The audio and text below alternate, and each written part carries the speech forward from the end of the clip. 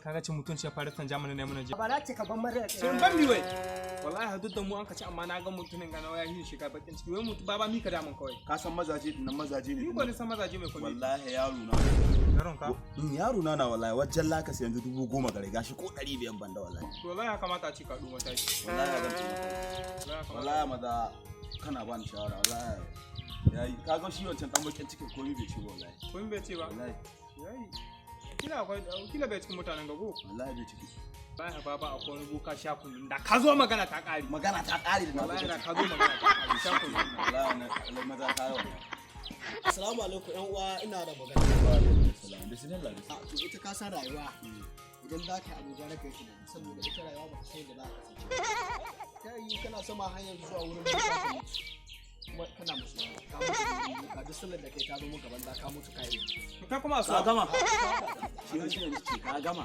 dokaka da baiwa ga Allah dake ka gane ko ka kowa wallahi Allah lamarinka shi ka turo ka gama ka turo ka ta shi mutai ni shawara ce sai kuma ba mu doka da Allah gaskiya ya ji magana ta ban ya ba dan bakin ciki ka baka ka bakin ciki ka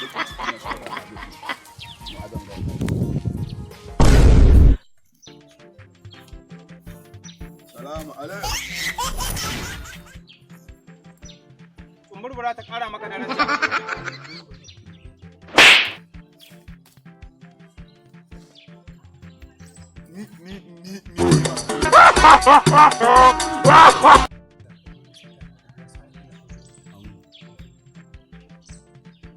Waye ke son yi mazaje?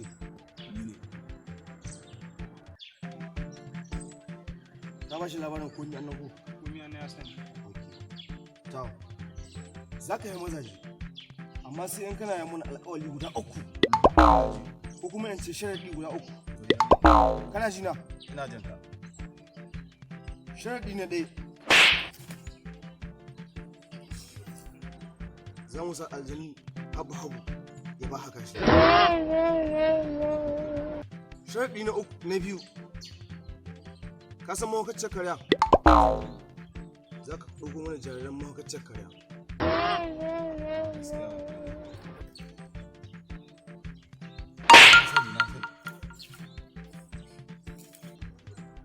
Sharaɗi na 3. Ka san sauro?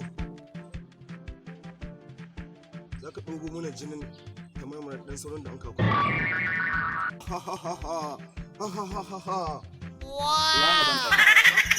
Wallahi ban kuka ce bushe bune ba ɗauka kawo sai ba da daɗe kaka